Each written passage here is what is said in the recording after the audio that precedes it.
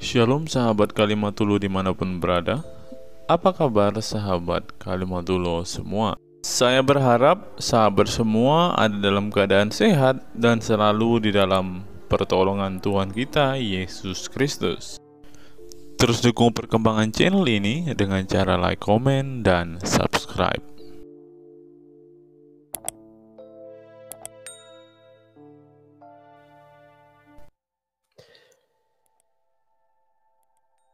Puji Tuhan, luar biasa. Shalom semua yang ada di room, Pak Kiai Jos Gunawan, Kiai David, dan Kiai Leres. Shalom. Bapak Ibu, kenapa topik kita hari ini sudah disebutkan tadi ya? Belajar dari Edis TV. Justru Alkitablah yang menjelaskan segala sesuatu, bukan yang lain. Kenapa? Karena ada klaim yang mengatakan bahwa Al-Quran kitab penyempurna, menjelaskan segala sesuatu, detail, kronologis, data, fakta, sejarah, dan seterusnya. Namun, saya tidak seahli dan tidak seberani Edis, di mana Edis berkata 13 tahun belajar Al-Quran, dan dia sangat tahu dan lebih ahli dibanding siapapun juga dari Islam. Dan ketika ini di luar apakah menyombong atau tidak, saya nggak mikir itu. Tetapi saya lihat buahnya saja. Dan benar, dalam beberapa hari ini saya memang dengan sengaja mempelajari pola apologetikanya Edis. Dan dia luar biasa, anak muda yang perlu Anda dukung. Saat ini dia membuka rumah apologetika ya.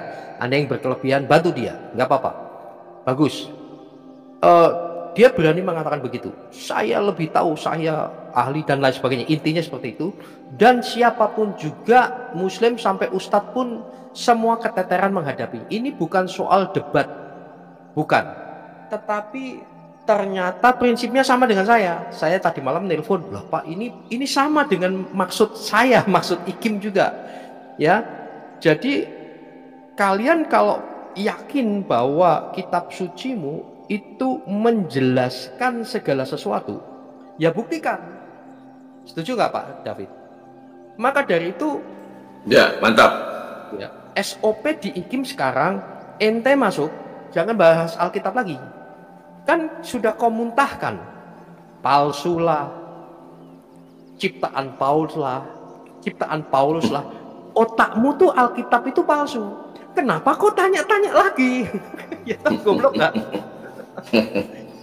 Sudah tahu, misal ini hanya misalkan ya, analogi saja.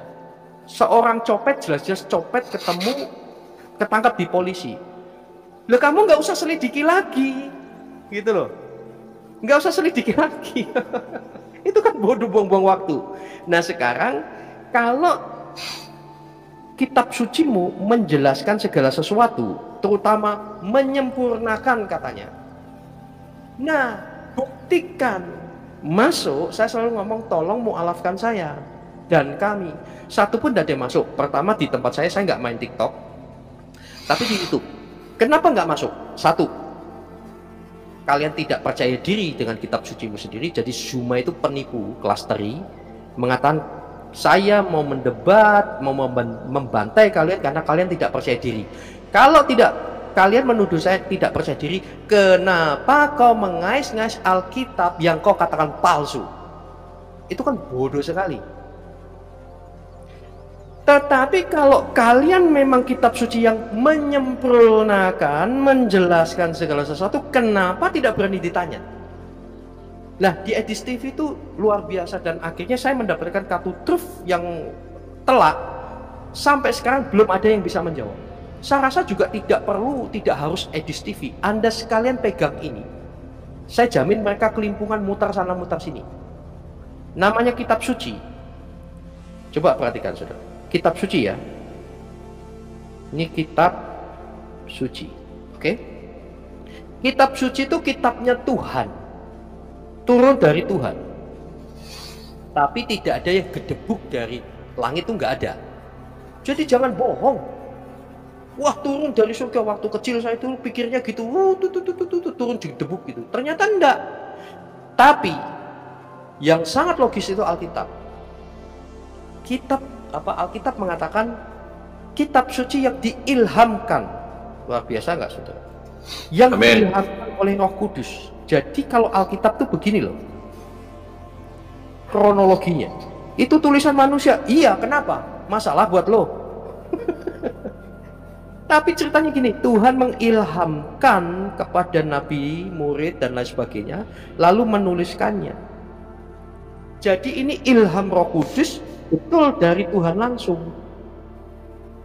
Tetapi tidak kedebuk langsung dari sini, bukan. Tetapi melalui hamba-hambanya diurapi. Bukti kitab suci itu bukan sekedar bisa dihafal. Sangat rendah sekali kemarin waktu perdebatannya Edi sama orang Muslim itu ngamuk-ngamuk bahwa Alkitab itu bukan kitab suci karena tidak bisa dihafal. Maka dari itu saya lucu ketika dia ngomong gini, kalau gitu tepuk ame-ame, belalang kubu-kubu, siang makan nasi, kalau malam minum susu, itu dihafalkan dari Allah. Iya, bisa jawab gitu tuh. Betapa mengerikannya. Ya. Dan sekarang untuk apa dihafal? Enggak ada gunanya. Sedikit sekali gunanya. Kenapa? Udah ada aplikasi, mau tanya apa di Alkitab? Enggak perlu penghafal. Kau tanya tentang kasih, tanya tentang sunat, tanya tentang apa? Taurat segala. Tinggal klik sekarang.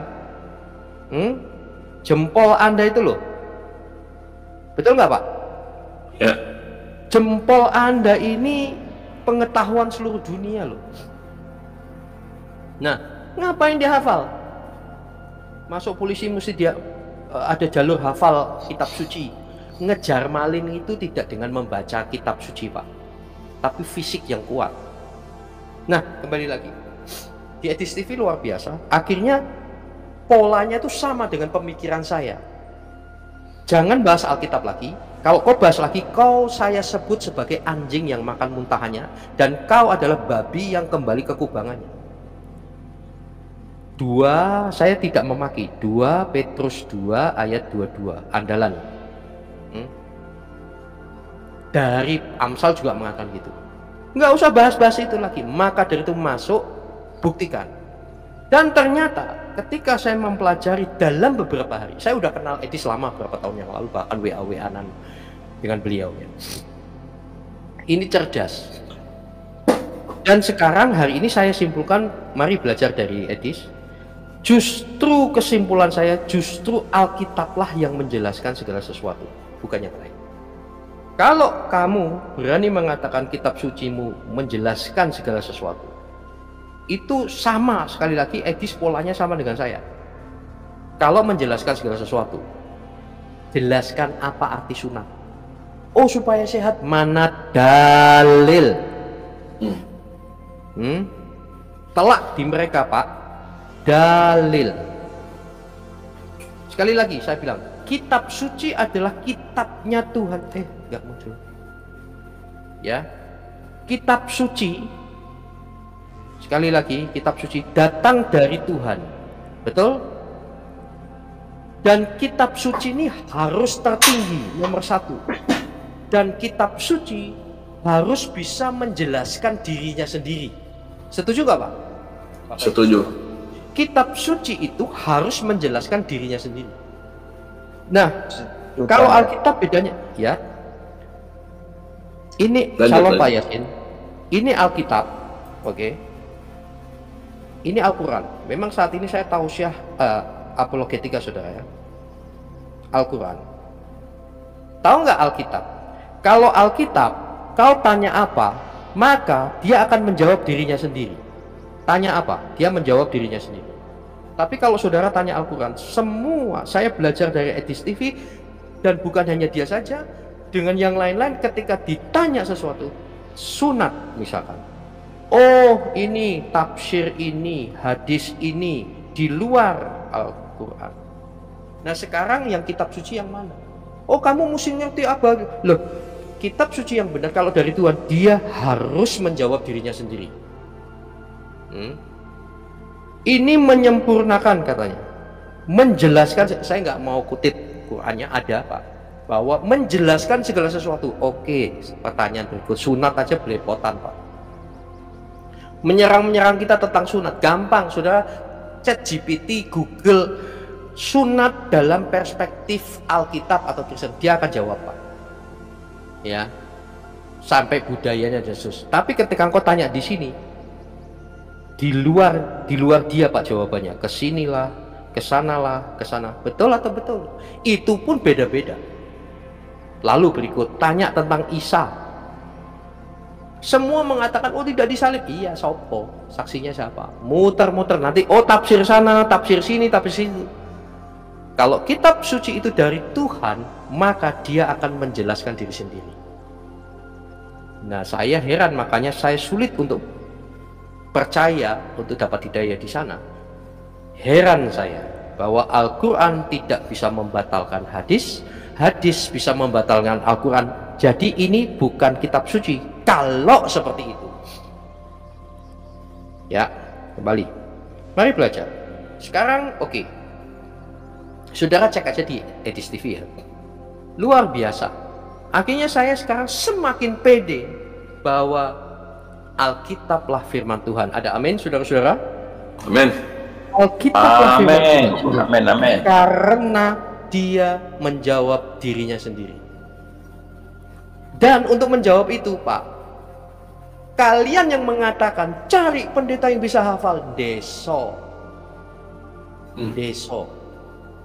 Untuk apa hafal? Ngapain hafal? Sekali klik kau tanya apa, dia bisa menjawab. Bisa ketemu jawabannya. Sekali klik kau bisa ketemu ayat-ayatnya. Deso, botol. Dan kalian ada manusia-manusia terkutuk ketika mengatakan Alkitab porno. Alkitab akan menjawab tuduhan. Bukan tafsir sana, tafsir sini, hadis sana, ijma ini, dan lain sebagainya. Tidak. Itu Alkitab firman Tuhan. Tetapi coba kalau kalian ditanya, QS 33 ayat 51 atau berapa itu? Semua perempuan yang di sekitarnya bebas dia nikmat supaya tidak ada kesempitan. Bagaimana? Oh menurut sana, bukan menurut sana. Menurut kitab sucimu sendiri bagaimana? Maka dari itu saya baca Alkitab kitab suci.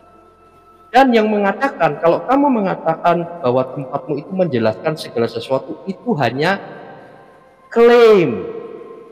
Kalau klaim ya saya bisa ngeklaim bahwa saya ini adalah keponakannya Donald Trump. Ya.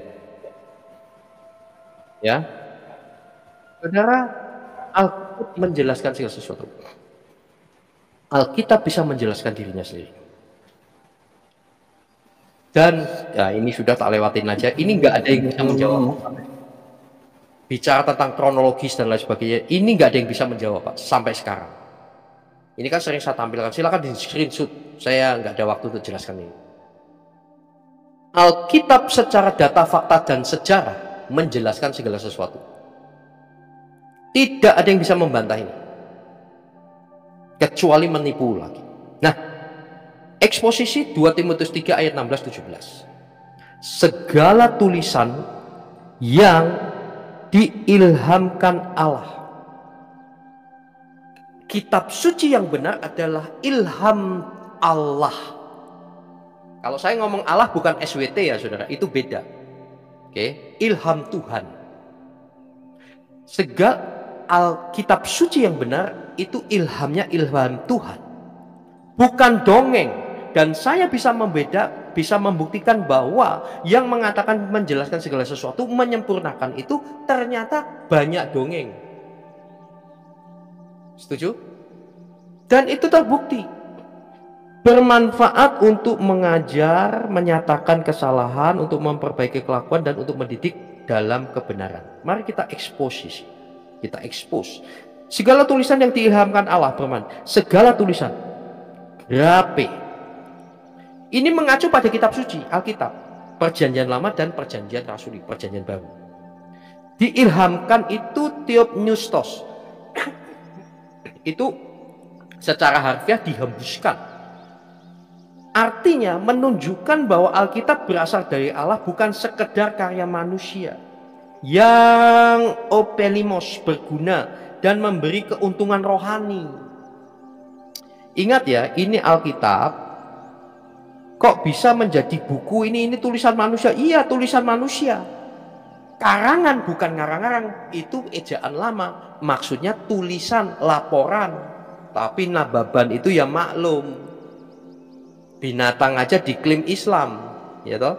Nah, artinya ini hambanya dapat ilham Roh Kudus menuliskannya menggunakan berbagai teks and konteksnya masing-masing, sekitar kurang lebih 40 penulis. Donditan tahu meliputi 1500 tahun prosesnya. Donditan juga tahu dan memiliki progresif longitudinal program yang sama, Mesias di dalam nama Yesus. Diilhamkan segala tulisan, maksudnya yang di Alkitab. Nah, ada 4 manfaat utama Alkitab yang menjelaskan segala sesuatu. Pertama, mengajar, didaskalia, memberikan doktrin yang benar, ajaran yang benar, bukan sekedar baik. Nangkep nggak, saudara? Debatnya Edis TV dengan orang Malaysia, dan saya rasa sama semua Islam, kalian akan bingung sendiri ketika ditanya bohong itu dosa atau tidak, boleh atau tidak. Tidak loh, tapi ajaranmu boleh bohong dalam 3 hal. Ngasih ilustrasi yang salah, lalu Edis ngasih ilustrasi. Sekarang begini, bapak dipecat dari pekerjaan, bapak pulang, istri tanya, kamu masih kerja? Oh iya masih. Bohong atau tidak? Loh, itu demi kebahagiaan, demi kebahagiaan katanya. Bohong atau tidak? Nggak mau jawab. Itu adalah bohong, tapi bohong untuk kebaikan. Nggak ada bohong untuk kebaikan. Coba ini ilustrasi simpel saja ya. Anda dipecat, lalu Anda mengatakan, oh tidak dipecat. Besok atau bulan depan beras habis. Bagaimana? Apakah itu kebahagiaan? Enggak. Bohong akan melahirkan bohong, akan melahirkan bohong, akan melahirkan dusta, dan datangnya dari iblis. Mah, sayang, ini sopnya bagaimana? Asin tidak? Oh tidak, padahal asin, pahit, garam. Apa enggak darah tinggi nih lama-lama, saudara? Saudara-saudara, bohong adalah bohong. Menyatakan kesalahan, mengungkapkan dosa dan penyimpangan. Maka dari itu, telanjangilah mereka. Dalam arti tolak segala dusta dan sejenisnya, begitu.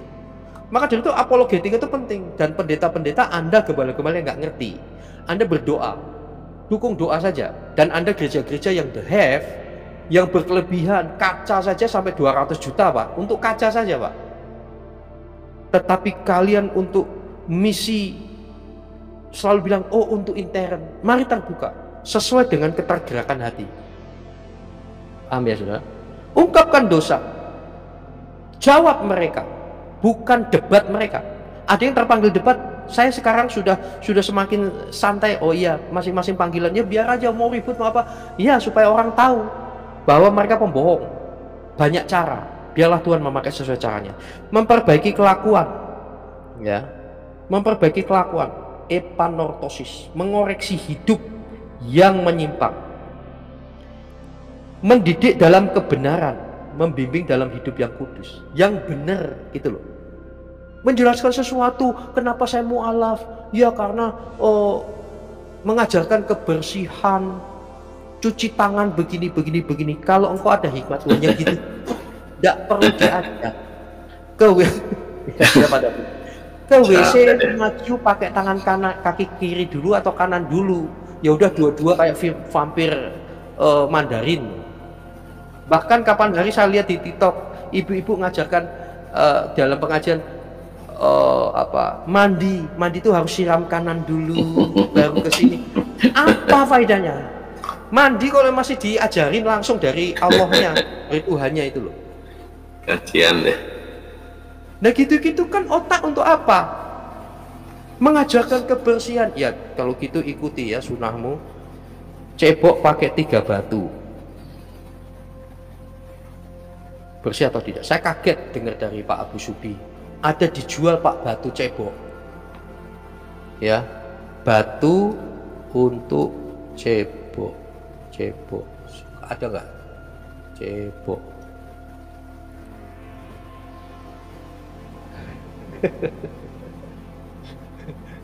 Jual. Mengerikan. Nangkap nggak saudara maksud saya?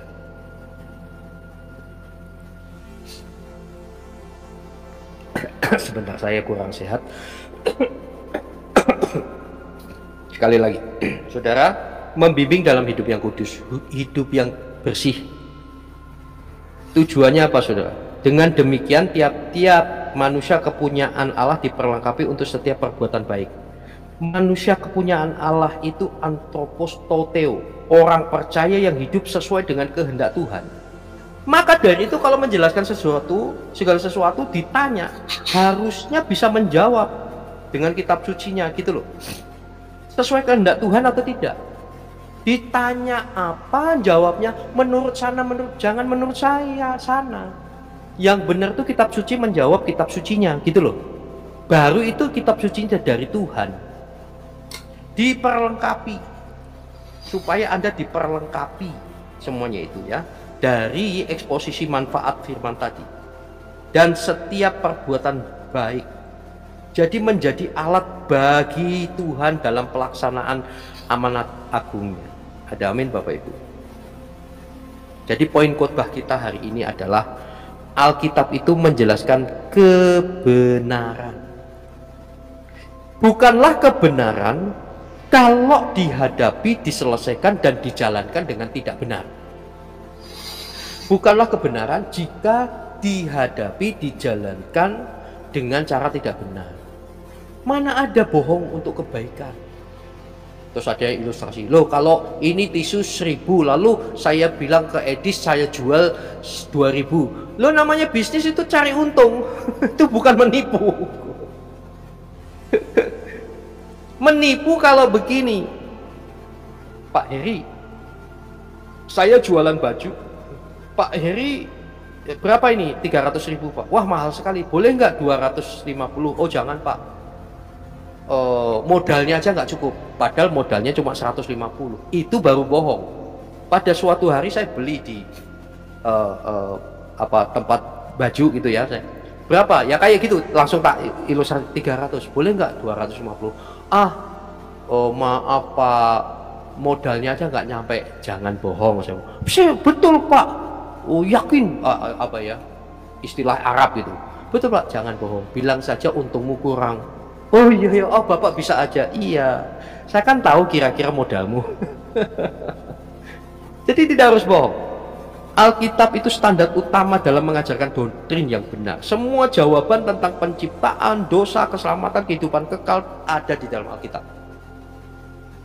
Lah maka dari itu lucu, Alkitab yang abad pertama bahkan sebelum Masehi sudah menjelaskan tentang penciptaan. Ditulis dalam kitab Pentatuk, yang nulis adalah Musa, tapi Donditan mengatakan Musa tidak menulis. Ya maklum ya, Musa tahu dari mana? Musa langsung direct dari Tuhan, langsung mendapatkan ilmunya, pengajaran dari Tuhan langsung, dan itu tercatat. Ujuk-ujuk abad 6 ke 7 ada penciptaan lagi. Penciptaannya lucu, kayak film Peter Pan. Ada kapal yang lewat bawa bahan baku sembako mungkin atau apa Pak David? Ya. Nah. Jawaban ada di Alkitab. Jawaban yang langsung maupun secara implisit. Ya. Mengenai pakaian. Wah, ini yang apa namanya istilahnya aurat lah ini dan itulah, mana dalilnya itu semua? Edis luar biasa. Kenapa sholat sampai menunjuk jari itu maksudnya apa? Oh itu maksudnya tauhid begini. Mana dalilnya? Kok bisa lakukan itu? Mana dalilnya? Kalau Anda tanya Alkitab, kenapa ibadah beda-beda? Semua ada jawaban. Dan itu jawaban Alkitab. Luar biasa ya. Jadi poin saya adalah Alkitab itu menjelaskan kebenaran. 2, Alkitab menyatakan kesalahan. 3, Alkitab memperbaiki hidup. Begitu banyak kesaksian orang diubahkan oleh Tuhan. Perhatikan saudara, semakin engkau radikal, oke, gambar nih, ini Islam, ini Kristen. Semakin engkau radikal, ini radikal ya, radikal. Semakin radikal di Kristen, Anda akan ketemu hukum kasih. Matius 22 ayat 27 atau 37 sampai 40. Kasihlah Tuhan Allahmu dengan segenap hatimu dan kasihlah sesama manusia. Vertikal, horizontal. Tapi kalau engkau semakin radikal di sini, Pak, engkau akan ketemu pedang. Betul atau betul? Engkau akan jadi fanatik. Dulu yang dari sini ke sini, Pak. Dulu di sini dia mengatakan kasihilah musuhmu. Sekarang di sini penggalah orang kafir. Beda, Pak. Nah, oke ya. Mengubahkan, membimbing kehidupan yang kekal. Penutup. Jika kita ingin memahami hidup, tujuan dan kehendak Tuhan, harus kembali kepada Alkitab. I'm the way, the truth, and the life. Nobody come to the Father but by me. Akulah jalan kebenaran dan hidup. Tidak ada seorang pun yang sampai kepada Bapa kalau tidak melalui aku. Yohanes 4 ayat 16. Alkitab bukan sekedar, ingat ya, dia bisa membuktikan sejarah, tapi bukan sekedar buku sejarah atau hukum, tetapi firman Tuhan yang hidup dan berkuasa. Mari jadikan Alkitab sebagai dasar hidup. Baca, renungkan, hidup dengan menghidupi firman Tuhan. Jangan cari jawaban di luar. Karena Alkitab menjelaskan segala sesuatu. Alkitab menjelaskan dirinya sendiri. Yang lain di tempat sana, Pak, ditanya apa, dia larinya menurut ini, menurut lo. Enggak. Ini kitab sucimu, kitab suci itu harusnya tertinggi, mestinya lengkap. Mereka mengatakan sumber sejarah segala macam. Loh, itu ada dongeng. Loh, itu ada lucu lah. Saudara-saudara, kiranya kasih karunia Tuhan menyertai saudara. Percayalah, Alkitab itu menjelaskan segala sesuatu. Amin.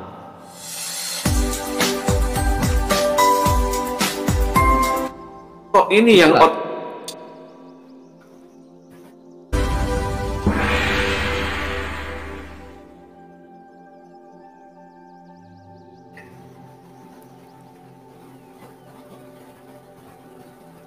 Pak King David. Iya, terima kasih Pak Heri. Tadi saya lihat di LC ada yang namanya ayam bakar dari Muslim.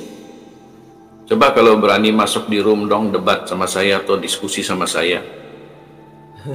Dia katakan kalau penjahat masuk di rumah, menyatroni rumah, lalu kemudian kita diskusi dengan penjahat itu, ya, sehingga penjahat itu memperkosa anak gadis kita. Itu kebodohan. Penjahat masuk ke rumah kita, kita teriak maling, kita hajar, malah kita ajak diskusi. Pak gini, orang-orang Islam itu loh ya, kamu ngasih ilustrasi pertanyaan, baru ngasih ilustrasi aja salah. Ini aja lihat kalimatnya Pak Heri, penjahat satroni rumah anak gadis, tanya ke bapaknya, hei, mana anak gadismu? Mau saya perkosa. Jawab bapak itu jujur, itu di kamar, silakan perkosa. Itu kan kebodohan. Iya, goblok. Sangat bodoh menurut saya. Kok ini yang otak-otak demikian menurut saya ini nggak loading. Mereka banyak gitu, Pak. Pertanyaannya aja udah salah. Betul. Tapi sombong, suruh masuk nggak berani, terkencing-kencing. Itu yang membuat kita nggak simpati sama mereka. Inilah ajaran. Pokoknya yang masuk di rumah kami, begitu kalian ngomong kalian adalah representasi Islam, itulah kamu. Silakan Pak, lanjut. Iya, jadi saya mau ayam bakar ini masuk ke room untuk mualafkan saya gitu loh. Saya tunggu, ya. Baik, kita tinggalkan dia. Nah, Bapak Ibu, kita hidup di dunia yang penuh dengan pertanyaan. Banyak orang bertanya tentang tujuan hidup, tentang kebahagiaan, tentang penderitaan, tentang keselamatan, dan masa depan. Sebagai orang percaya, kita memiliki sumber jawaban yang pasti, yaitu Alkitab. Firman Tuhan adalah pedoman hidup yang lengkap, yang memberikan jawaban atas segala persoalan manusia. Jadi Alkitab itu adalah kitab yang bisa menjawab segala sesuatu. Alkitab adalah firman Tuhan yang sempurna. Kalau tidak sempurna, saya buang Alkitab ini, saudara. Ya, untuk apa dipercaya, untuk apa diimani? Oh, nggak sempurna, nggak bisa menjawab segala sesuatu. Tapi puji Tuhan, Alkitab adalah firman Tuhan yang sempurna, bukan setengah sempurna, benar-benar sempurna. Firman Tuhan adalah satu-satunya sumber yang dapat memberikan jawaban sejati, karena berasal dari Tuhan yang benar, bukan Tuhan-Tuhan hantu. Bukan itu, saudara. Ya, 2 Timotius 3 ayat 16-17, segala tulisan yang diilhamkan Elohim memang bermanfaat untuk mengajar, untuk menyatakan kesalahan, untuk memperbaiki kelakuan, dan untuk mendidik orang dalam kebenaran. Dengan demikian, tiap-tiap manusia kepunyaan Elohim diperlengkapi untuk setiap perbuatan baik. Nah, luar biasa firman Tuhan, saudara. Jadi benar firman Tuhan berkata, firman-Mu itu pelita bagi kakiku dan terang bagi jalanku. Alkitab bukan hanya berisi ajaran moral, tetapi juga merupakan petunjuk hidup yang mengarahkan kita kepada kebenaran. Itulah Alkitab, saudara. Jadi kalau ada orang tidak percaya Alkitab, itu derita lu. Karena Alkitab itu adalah Alkitab yang sempurna, yang bisa menjelaskan segala sesuatu, saudara. Alkitab menjawab pertanyaan tentang keselamatan. Keselamatan saja bisa dijawab sama Alkitab. Manusia sering bertanya, bagaimana saya bisa diselamatkan? Jawaban Alkitab itu sangat jelas. Yohanes 14 ayat 6. Akulah jalan dan kebenaran dan hidup. Tidak ada seorang pun yang datang kepada Bapa di surga kalau tidak melalui aku. Jadi sangat jelas, saudara. Alkitab menjawab segala sesuatu. Mau tanya tentang sunat, Alkitab menjawab tentang sunat. Mau tanya istri Adam, Alkitab menjawab istri Adam, bahkan sampai keturunannya. Mau tanya tentang anak-anak Yakub, bisa dijelaskan di dalam Alkitab. Mau tanya tentang 12 murid Yesus, dijelaskan. 70 murid Yesus, dijelaskan di Alkitab. Wow, Alkitab menjawab segala sesuatu. Sebab jika kamu mengaku dengan mulutmu dan bahwa Yesus adalah Tuhan, dan percaya dalam hatimu bahwa Allah telah membangkitkan Yesus dari antara orang mati, maka kamu akan diselamatkan.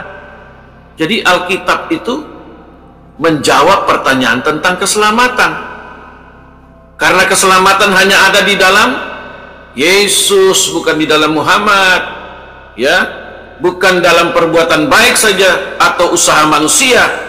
Tidak, saudara. Keselamatan hanya ada di dalam Yesus Kristus. Jadi apa yang dikatakan si Edis benar. Kau katakan Al-Quran itu kitab penyempurna, kitab yang bisa menjelaskan segala sesuatu. Tapi kalau tanya, di mana ayat sunat? Wah, muter-muter, saudara, kayak gasing, seperti kebo mengubur buntutnya sendiri. Nggak bisa mereka jelaskan. Kalau kita tanya istri Adam di mana, nggak bisa. Tanya keturunan silsilah dari Adam dan Hawa, nggak bisa, nggak jelas, saudara. Oh, nanti jawabnya gini, oh kitab kita bukan kitab sejarah. Ya, kalau kitabmu tidak bisa dikorelasikan dengan sejarah, berarti itu dongeng. Jangan percaya. Makanya Edis pinter, dia berdiskusi dengan orang dengan logika, memakai logika. Sama dengan Agatha, memakai logika, bukan memakai ranah iman. Kalau memakai ranah iman, semua orang, wah saya beriman, saya selamat, selesai. Tapi coba pakai logika, dan kita bedah logika itu. Kita coba berdiskusi pakai logika, kabur, saudara. Karena itu banyak yang maki-maki, banyak yang tanya lokasi di mana, share lokasi. Banyak yang ancam-ancam Edis TV. Kenapa? Kalah debat, kalah logika.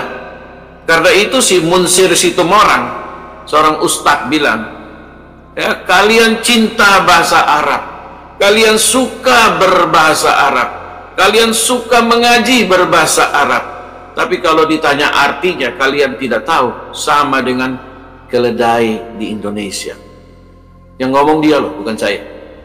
Jadi beda dengan orang Kristen. Sekalipun orang Kristen tidak semua tahu tentang bahasa asli Alkitab, tapi kita baca terjemahannya, kita paham artinya.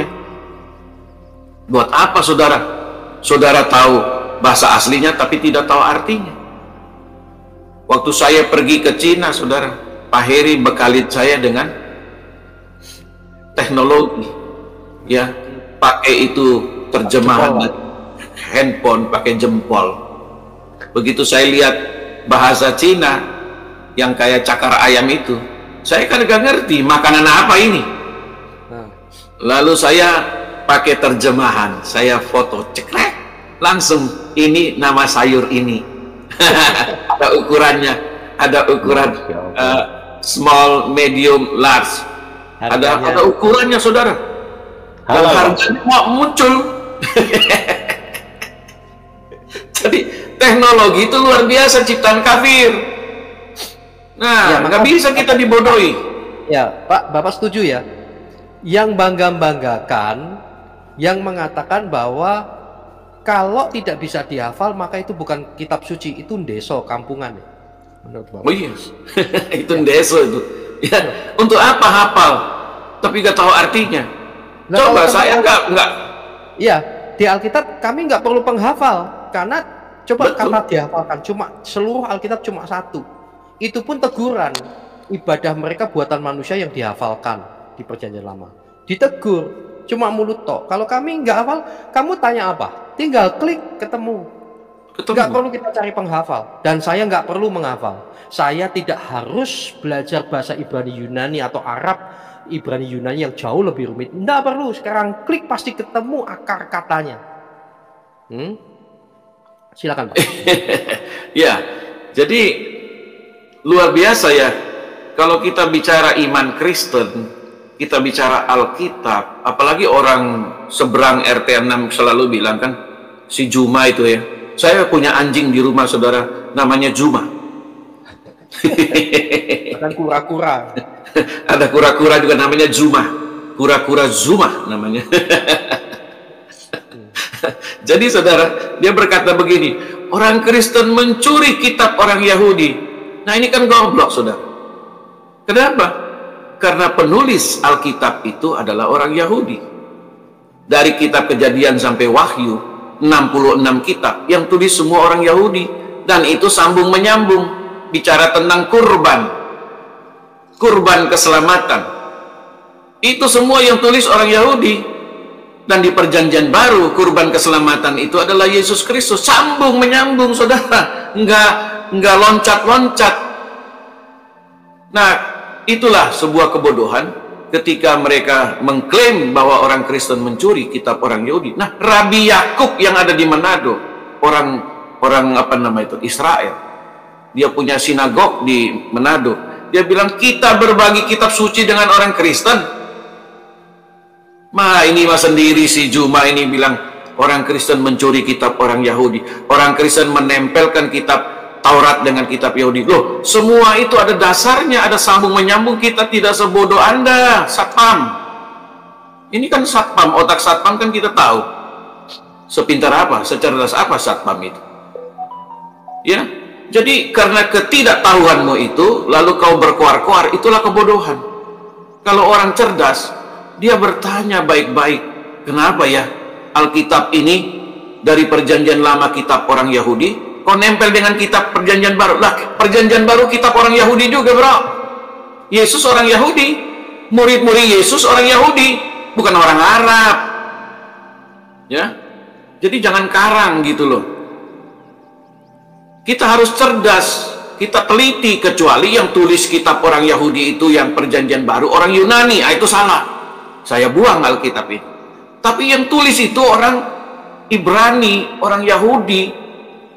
Pada waktu itu Perjanjian Lama ditulis, dipakai bahasa Yunani, karena Israel dijajah oleh bangsa Roma.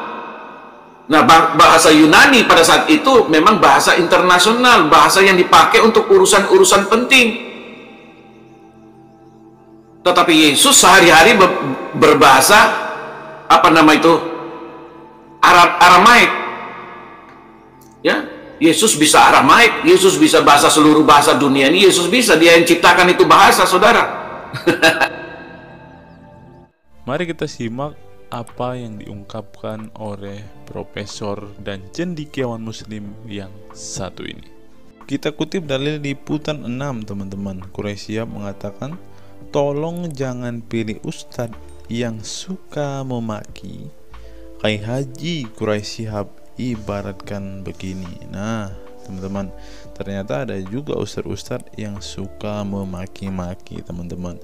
Bisa jadi ini adalah salah satu oknum yang dikatakan oleh Habib Kribo tadi, teman-teman, di mana mereka seakan-akan orang yang paling beriman, paling beragama, dengan kepalanya ada titik hitam dan juga jenggotnya sampai panjang ke lantai, kata Habib Kribo tadi kan, teman-teman. Di era modern ini, ketika ceramah agama mudah diakses melalui berbagai media, umat Islam dihadapkan pada pilihan beragama, ustadz atau penceramah yang dapat mereka ikuti. Namun tidak semua pendakwah menggunakan cara yang sejuk dan penuh hikmah dalam menyampaikan pesan agama. Menanggapi fenomena ini, wah, ini ternyata sebuah fenomena nih, teman-teman. Berarti sudah sering terjadi nih, teman-teman. Profesor Kiai Haji Quraisy Shihab, seorang cendekiawan muslim, terkemuka menekankan pentingnya memilih ustadz yang tidak memaki-maki dalam dakwahnya. Quraisy Shihab mengingatkan bahwa dakwah adalah ajakan kepada kebaikan yang harus disampaikan dengan cara yang baik pula. Ia menekankan pentingnya mencontoh akhlak Nabi Muhammad SAW yang selalu lemah lembut dalam menyampaikan ajaran Islam. Mengutip sabda Nabi Muhammad, barang siapa yang beriman kepada Allah dan hari akhir, hendaklah ia berkata baik atau diam. Ayahanda presenter Najwa Shihab menegaskan bahwa ini adalah pedoman penting bagi para pendakwah. Kata-kata yang baik dan penuh hikmah lebih efektif dalam menyentuh hati dan menggerakkan orang untuk berubah ke arah yang lebih baik. Dalam dakwah, seringkali ditemukan penceramah yang menggunakan kata-kata yang keras dengan alasan untuk menegur atau mengingatkan umat. Namun, Profesor Quraisy Shihab mengingatkan bahwa cara ini justru bisa menimbulkan antipati dan menjauhkan orang dari ajaran agama Islam yang seharusnya penuh kasih sayang dan rahmat. Menukil Islam.co, Quraisy Shihab menjelaskan hal yang menarik ketika ditanya seseorang terkait kriteria ustadz yang tepat untuk dijadikan panutan atau sebagai penceramah. Mantan rektor lain, sekarang UIN, Syarif Hidayatullah Jakarta, ini menjelaskan dengan penuh kasih ibarat seorang bapak menasihati anaknya. Pilihlah ustadz yang menganut paham moderat. Anda tidak akan mendengar makian, tutur mantan Menteri Agama ke-16 masa Presiden Soeharto ini. Quraisy Shihab menjelaskan bahwa ustadz yang wasatiyah akan terbuka untuk dikritik dan tidak fanatik dengan satu pandangan dan menilai pandangan yang orang lain salah. Quraisy Shihab menjelaskan bahwa ustadz wasatiyah akan terbuka untuk dikritik dan tidak fanatik dengan satu pandangan dan menilai pandangan orang lain salah. Ustadz yang wasatiyah memahami bahwa jalan menuju agama itu besar dan memiliki jalan-jalan kecil untuk menuju jalan besar itu. Karena dalam rincian ajaran agama yang Tuhan tanyakan adalah hasilnya, misalnya 5 tambah 5 10, tapi bisa juga 7 tambah 3 lanjutnya. Salah satu ciri ustadz yang wasatiyah menurutnya adalah berpengetahuan luas. Ustadz yang berpengetahuan luas akan mampu menilai dan menghargai suatu pendapat, sedangkan ustadz yang sempit pengetahuannya akan mudah menyalahkan.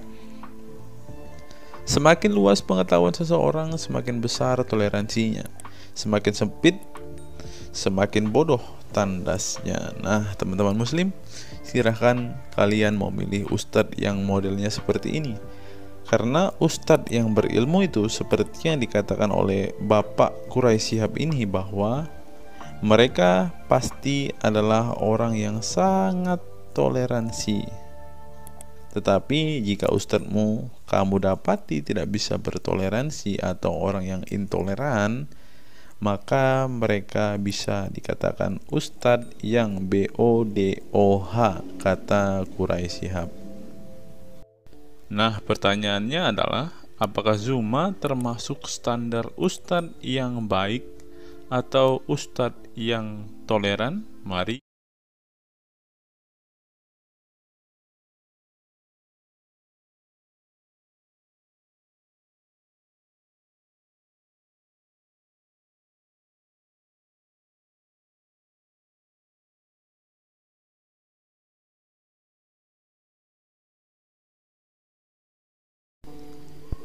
Google, mengapa Rasulullah disebut sebagai nabi penutup? Apa alasannya? Alasannya mengapa Nabi SAW disebut Rasul terakhir adalah karena Allah SWT telah menunjukkan langsung sebagai penutup para nabi dan rasul. Hal ini tercantum dalam Al-Quran yang merupakan firman Allah. Di sini dituliskan, mengapa Muhammad atau Nabi SAW disebut Nabi terakhir? Mari kita baca ya.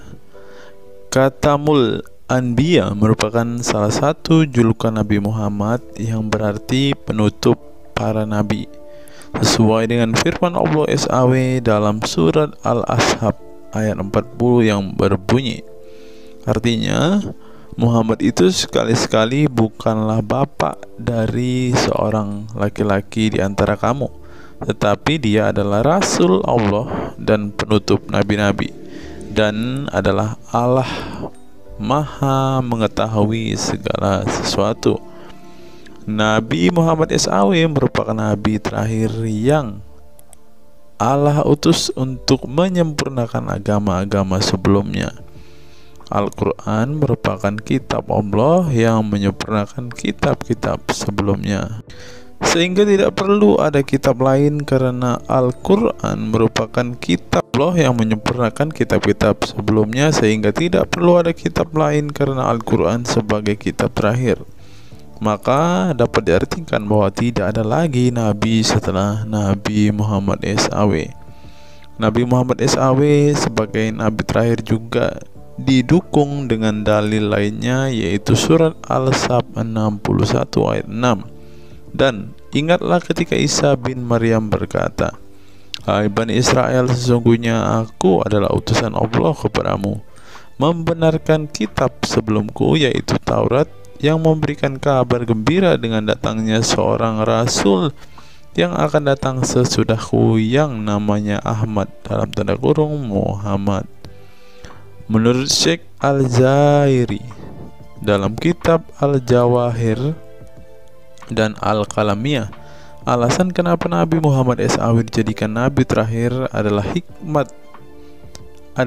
hikmah terputusnya para nabi itu untuk menyeru umat manusia agar beribadah kepada Allah, menunjukkan mereka ke jalan yang lurus dalam urusan kehidupan duniawi dan ukrawi, memberitahu kepada mereka tentang hal-hal yang tidak dapat dicapai oleh penglihatan mereka, dan memberitahu keadaan yang pemikiran mereka belum sampai, dan menetapkan dalil yang meyakinkan serta menghilangkan syubhat keserupaan yang tidak benar.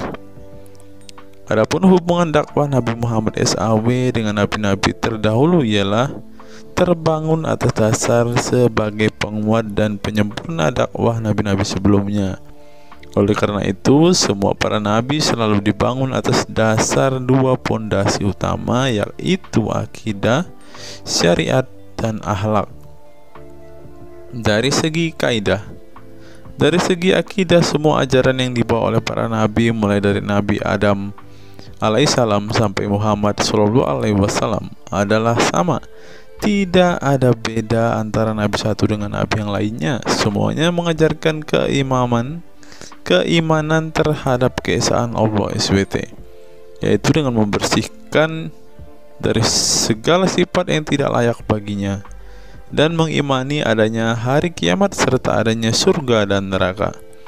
Maka dari itu, semua para nabi menyerukan kepada kaumnya masing-masing antara dasar iman kepada Allah, dan semua para nabi setelahnya saling membenarkan ajaran yang telah dibawa oleh para nabi sebelumnya. Adapun dari segi syariat yang mengatur tatanan kehidupan masyarakat dan individu terhadap perbedaan dalam metode dan kuantitasnya antara satu nabi dengan yang lain. Hal itu disebabkan karena syariat tersebut dalam ranah pelaksanaan, bukan sebuah pengabaran seperti akidah. Perkembangan zaman dan perbedaan bangsa yang satu dengan bangsa yang lainnya turut mempengaruhi syariat mereka satu sama lain.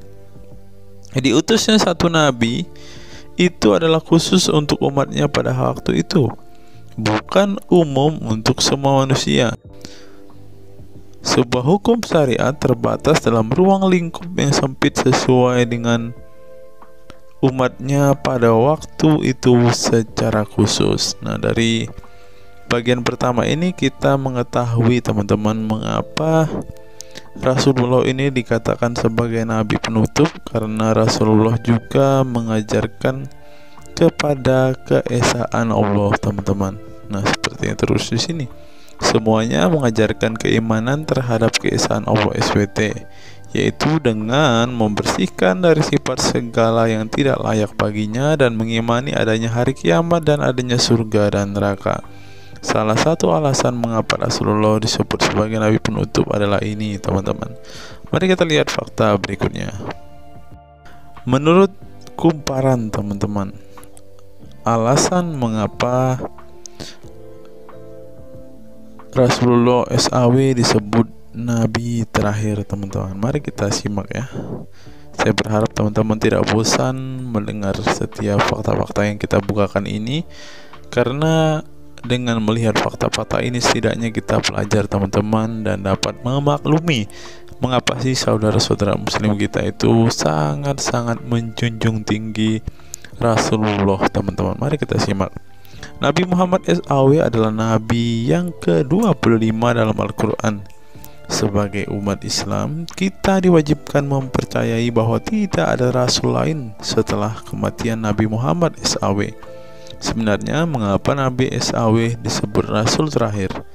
Bukan tanpa alasan Allah SWT memilih Nabi Muhammad SAW sebagai rasul terakhir, sehingga kita dilarang untuk mempercayai bahwa adanya rasul setelah Nabi Muhammad SAW meninggal dunia, bahkan sampai memiliki cara pandang berbeda dengan beliau. Nah, jadi teman-teman kita, saudara-saudara kita tidak percaya ada nabi setelah Nabi Muhammad, teman-teman. Terlebih ada yang nabi yang membawa ajaran-ajaran yang berbeda dari apa yang diajarkan oleh Rasulullah. Berikutnya, alasan dibalik Nabi Muhammad SAW disebut rasul terakhir.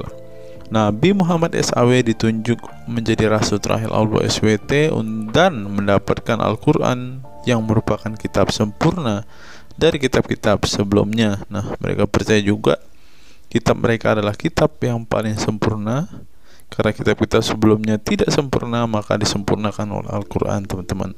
Artinya, wahyu yang sudah diterima Nabi Muhammad SAW sudah terputus sejak beliau meninggal dunia. Ibnu Katsir menjelaskan, ini merupakan nikmat Allah Subhanahu wa Ta'ala yang terbesar atas umat ini. Allah Subhanahu wa Ta'ala telah menyempurnakan untuk mereka agama mereka, sehingga mereka tidak lagi membutuhkan agama selain agama mereka. Mereka tidak pula membutuhkan nabi selain nabi mereka. Oleh karena itu, Allah Subhanahu wa Ta'ala menjadikannya sebagai penutup para nabi.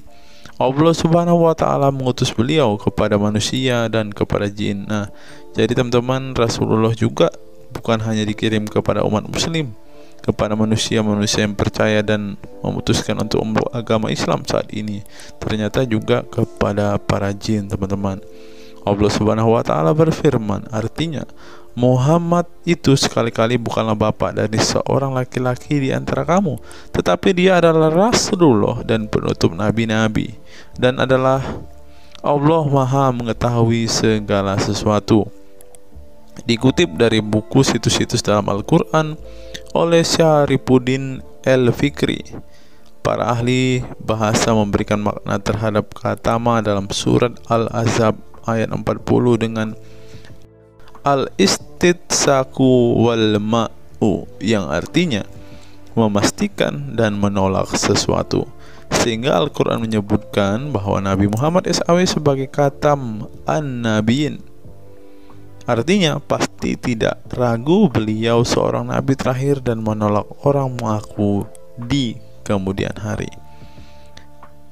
Adapun alasan dibalik Nabi Muhammad SAW sebagai Rasul terakhir dijelaskan oleh Syekh Al-Zairi dalam Al-Jawahir Al-Kalamiyah. Sebenarnya Nabi kita Muhammad dikatakan sebagai penutup para nabi itu hanya karena sesungguhnya hikmat terputusnya para nabi itu menyeru umat manusia agar beribadah kepada Allah, menunjukkan mereka ke jalan yang lurus dalam urusan kehidupan duniawi dan ukhrawi, memberitahu kepada mereka tentang hal-hal yang tidak dapat dicapai oleh penglihatan mereka, dan memberitahu keadaan yang pemikiran mereka belum sampai, dan menetapkan dalil yang meyakinkan serta menghilangkan syubhat-syubhat keserupaan-keserupaan yang tidak benar. Karena itu umat manusia tidak memerlukan lagi kepada nabi sesudah Nabi Muhammad, sebab syariatnya telah mencapai batas kesempurnaan. Dan dari alasan inilah tampak jelas tentang rahasia terusnya beliau untuk seluruh umat manusia, dan keberadaan beliau sebagai manusia yang paling utama dalam segi fisik serta halaknya. Demikianlah penjelasan singkat mengenai Nabi Muhammad SAW sebagai Rasul terakhir. Semoga dengan mengetahuinya dapat menambah meneladani beliau sebagai sosok yang sempurna. Yang perlu diingat, jangan menghujat ya teman-teman. Mengutip sindonews.com, inilah ke-10 keistimewaan Rasulullah. Yang pertama, air liur Rasulullah menjadi obat. Dari Sahl bin Sa'ad berkata, saat Rasulullah dan para sahabat akan berperang di Khaibar, Rasulullah bersabda bahwa ia akan memberikan bendera kepada seorang pria yang cinta dan dicintai oleh Allah dan Rasulnya, dan Allah akan memberikan kemenangan. Rasulullah mencari Sayyidina Ali, akan tetapi para sahabat mengatakan bahwa Ali sedang mengalami sakit mata. Rasulullah memerintah para sahabat untuk mendatangkan Ali kepada beliau. Kemudian Rasulullah meludahi kedua matanya dan mendoakannya. Seketika itu sakit matanya sembuh seakan-akan tidak ada bekas sakit sebelumnya. Kemudian sahabat Talq bin Ali mengaku pernah digigit kalajengking di kakinya. Lalu Nabi meludahi kakinya dan mengusapnya. Seketika hilang sakit dan berhenti darahnya keluar. Talq bin Ali mengatakan, aku digigit oleh kalajengking ketika aku di dekat Nabi Muhammad, lalu beliau meludahi kakiku dan mengusapnya. Yang kedua, rambut beliau membawa berkah. Sahabat Khalid bin Walid radhiyallahu anhu tak pernah kalah di medan perang. Di setiap perang, Khalid selalu meraih kemenangan dan membuat nyali musuh ketakutan. Ternyata penyebabnya tak lepas dari keberkahan rambut Nabi Muhammad yang selalu dia bawa ketika perang. Rambut beliau juga dijadikan sebagai obat bagi orang sakit. Yang ketiga, keringat Nabi Muhammad menjadi minyak wangi. Anas bin Malik menceritakan keberkahan keringat Nabi Muhammad sebagai minyak wangi. Beliau mengatakan, Nabi masuk ke rumah kami dan beliau qailullah, tidur siang di tempat kami.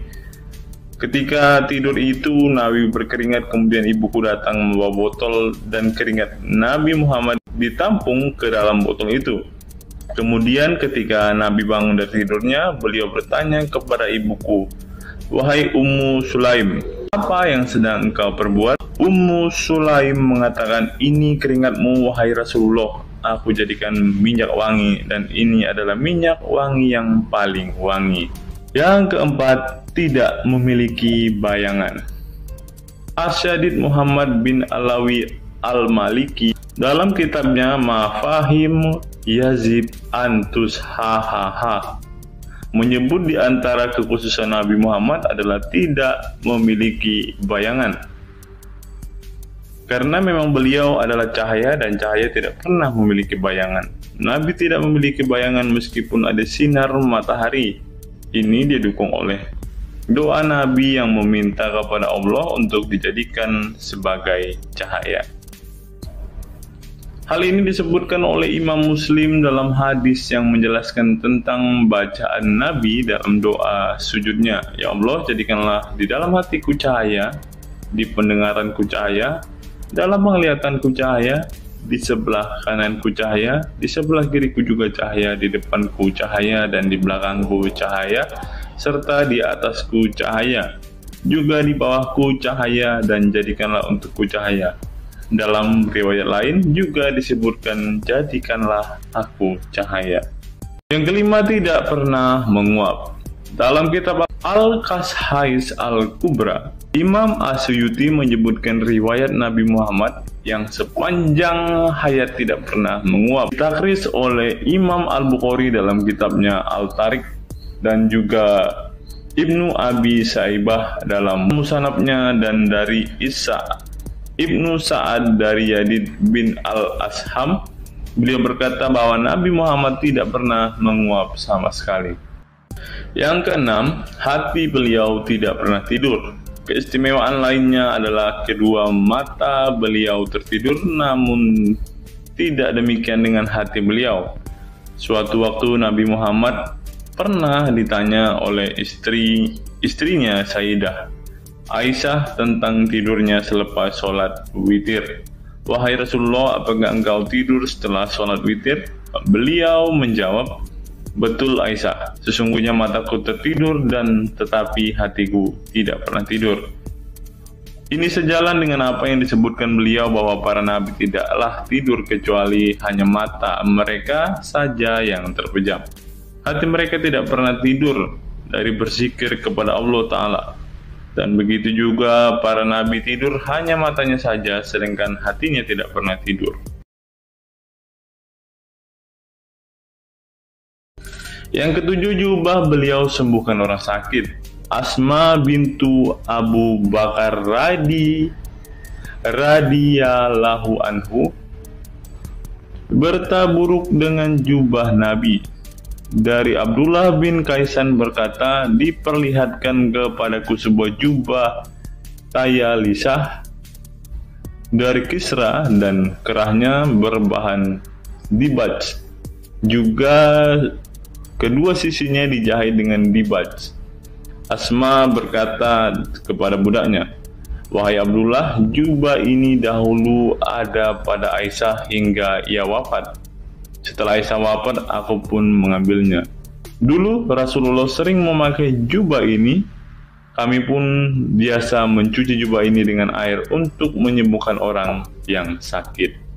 8. Darah bekam Nabi diminum sahabat. Darah Rasulullah benar-benar barokah. Sahabat Abdullah bin Zubair radhiyallahu anhu pernah meminum darah Nabi.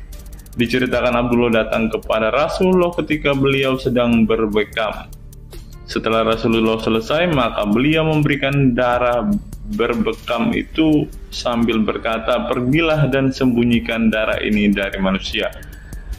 Maka aku pergi dan meminum darah itu. Selepas itu aku mendatangi Rasulullah kembali. Lalu Rasulullah bertanya, apa yang kamu lakukan? Abdullah menjawab, aku sudah sembunyikan darah itu di tempat yang tidak boleh dilihat oleh manusia. Baginda Nabi berkata lagi, jangan-jangan kamu telah meminumnya? Beliau menjawab, ya, aku telah meminumnya, wahai Rasulullah. Setelah meminum darah itu, Nabi Muhammad berkata kepada Abdullah, sungguh engkau telah menjaga dirimu dari api neraka. Yang ke-9, tidak pernah ihtilam atau dalam tanda kurung mimpi basah. Ihtilam adalah keluarnya air mani karena sebab mimpi atau fantasi. Di Indonesia sering disebut dengan mimpi basah. Dan itu tidak pernah terjadi pada Nabi Muhammad. Dalam kitab hadis Al-Mu'jam Al-Kabir, Imam At-Tabarani mengeluarkan sebuah riwayat dari Ibnu Abbas bahwasannya Nabi Muhammad tidak pernah ihtilam atau mimpi basah. Yang ke-10 yang terakhir, teman-teman, dapat melihat dan mendengarkan ringkihan langit. Dari sahabat Abu Dzar, Nabi Muhammad bersabda, sesungguhnya aku melihat apa yang kalian tidak lihat, dan aku mendengar apa yang kalian tidak dengar, ringkihan langit.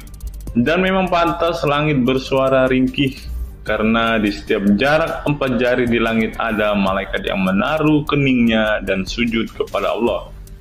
Demi Allah, seandainya kalian mengetahui apa yang aku ketahui, kalian akan sedikit tertawa dan banyak menangis. Keistimewaan lain dari Nabi Muhammad disebutkan ketika beliau buang air tidak ada bekasnya sama sekali. Dalam kata lain, semua kotoran beliau ditelan bumi, tak sedikit pun yang tertinggal. Beliau juga mampu melihat ke belakang dengan jelas sebagaimana beliau melihat ke depan. Itulah ke-10 keistimewaan Nabi Muhammad yang juga menjadi bukti kenabian beliau. Rasulullah adalah manusia sebagaimana umatnya, akan tetapi Allah menjadikan beliau sebagai manusia yang tidak seperti manusia pada umumnya.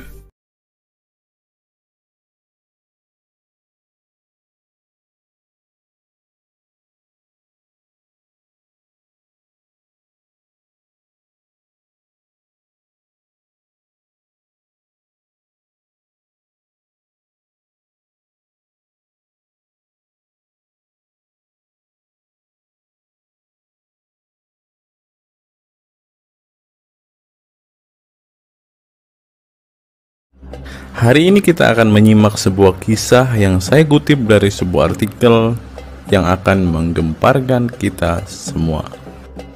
Karena kisah ini berisi sebuah cerita tentang para sahabat Nabi Muhammad yang katanya masuk surga. Bagaimana mungkin para sahabat ini bisa masuk surga? Sedangkan junjungan mereka sendiri pun tidak mempunyai kepastian surga. Seperti yang diungkap Bapak Quraisy Shihab berikut ini. Tidak benar, saya ulangi, tidak benar bahwa Nabi Muhammad sudah dapat jaminan surga. Mendengar apa yang dikatakan Bapak Quraisy Shihab tadi, jelaslah bahwa Rasulullah pun tidak pasti masuk surga. Bagaimana mungkin para sahabat masuk surga jika sang junjungan sendiri tidak punya kepastian surga? Memang sedikit aneh sih teman-teman. Nabi tidak pasti masuk surga, tapi para sahabat masuk surga.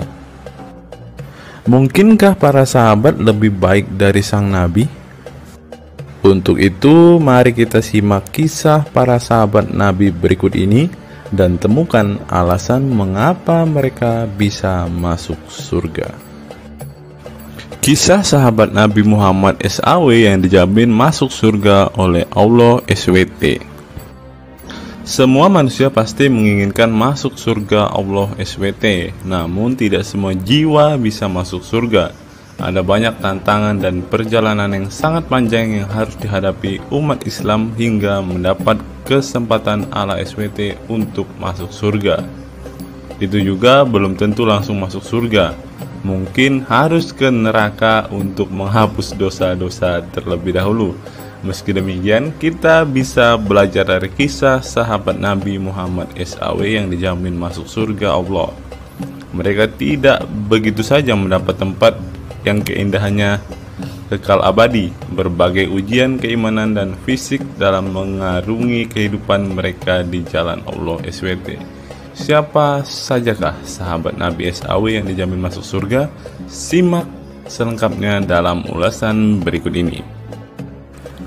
Kisah sahabat Nabi Muhammad SAW yang dijamin masuk surga. Dalam sebuah hadis terdapat 10 sahabat Nabi SAW yang masuk surga. Hadis tersebut berasal dari Abdurrahman bin Auf radhiyallahu anhu. Ia berkata, Rasulullah SAW bersabda.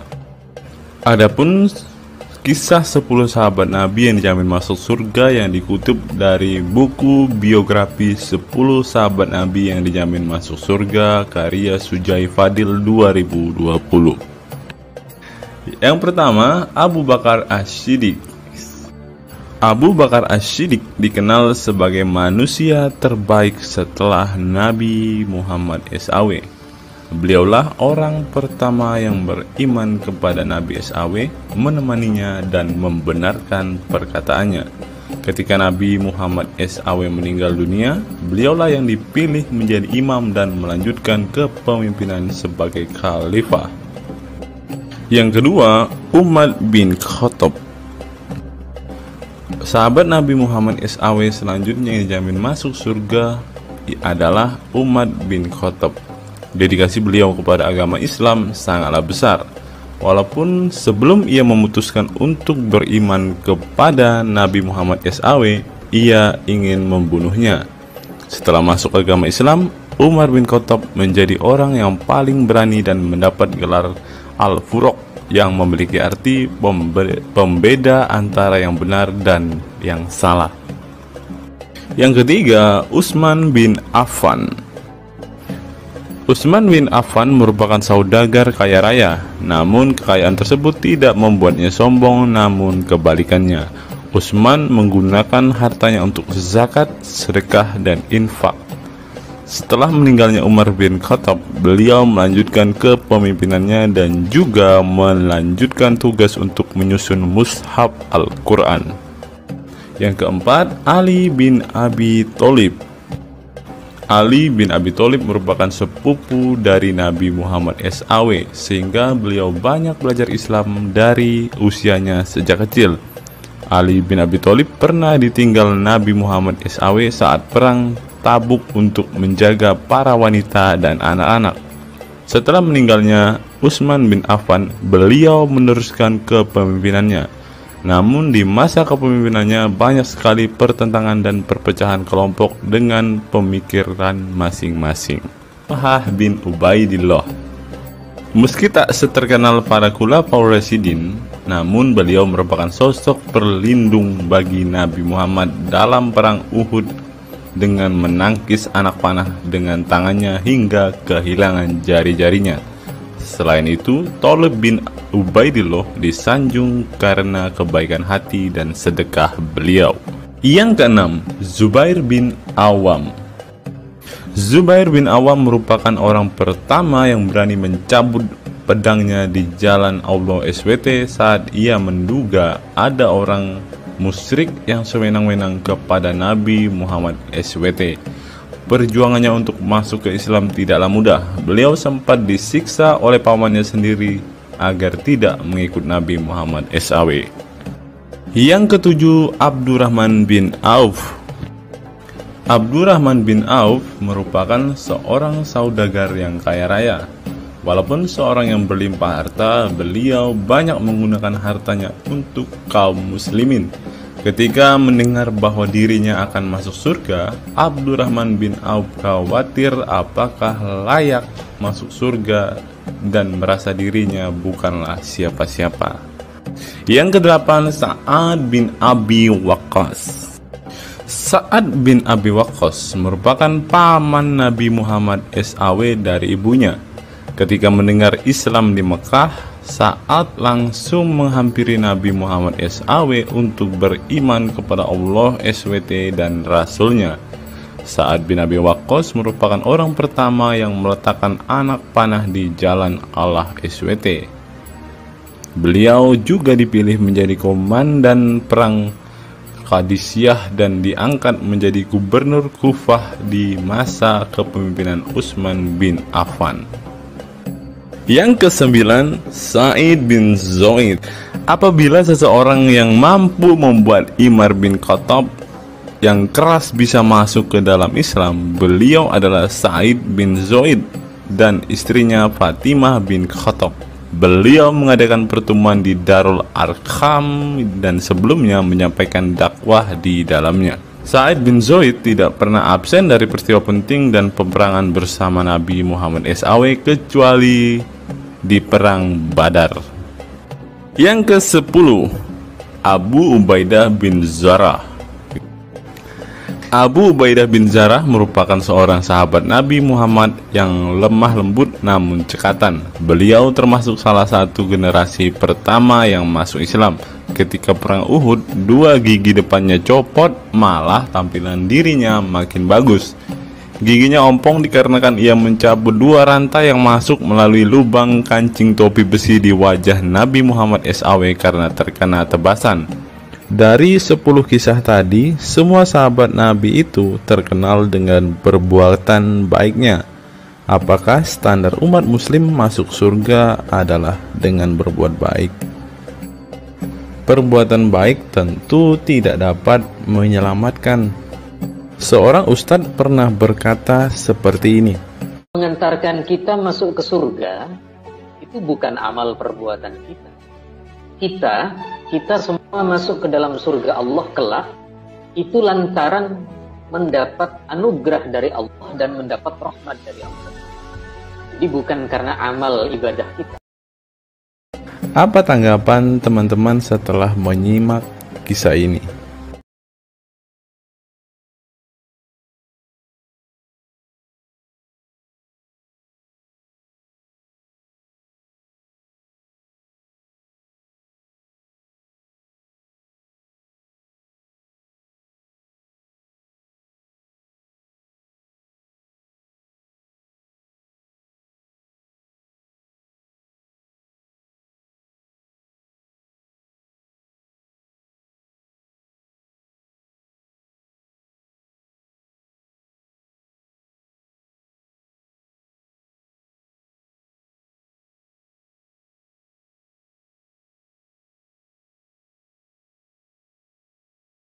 Saya teringat dengan satu perkataan seorang ustadz, teman-teman. Ustadz ini mengatakan bahwa memang benar saudara-saudara muslim kita itu hanya suka membaca Al-Quran, suka berbahasa Arab, tetapi pada kenyataannya mereka ini, teman-teman, ternyata adalah orang-orang yang tidak paham sama sekali dengan apa yang mereka baca, teman-teman.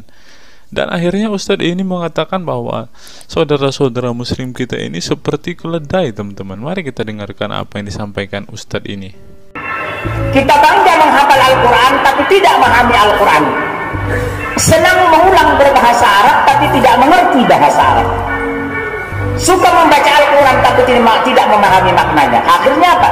Menjadi keledai di Indonesia. Tidak sampai di situ saja, teman-teman. Menurut NU Online, seperti yang disampaikan oleh Gus Baha, ingin umat Islam banyak baca Al-Quran meski tak paham maknanya.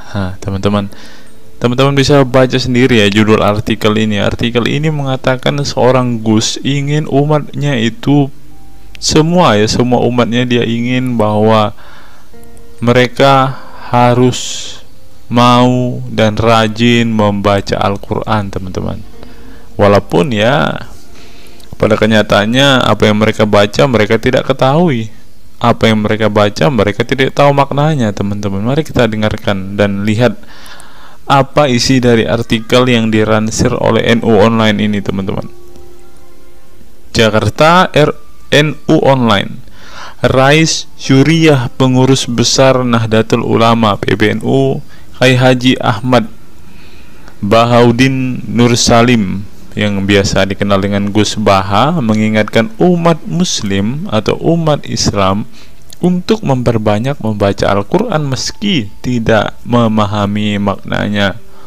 Waduh, gak bahaya kah ini? Ustadznya mengatakan harus baca saja Al-Quran walaupun tidak paham. Wah, bisa-bisa umat Islam jadi keledai se-Indonesia nih, seperti yang dikatakan Ustadz yang barusan tadi. Karena semuanya disuruh baca, disuruh hafal, tidak peduli tahu atau tidak arti dan maknanya. Aduh, gimana ini teman-teman? Sebagai kitab suci, Al-Quran harus lebih dekat dengan umat Islam. Cara mendekatinya bisa dengan mempelajari dan memahami kandungan Al-Quran atau membacanya. Membaca Al-Quran lebih bernilai ibadah, terutama di bulan suci Ramadan.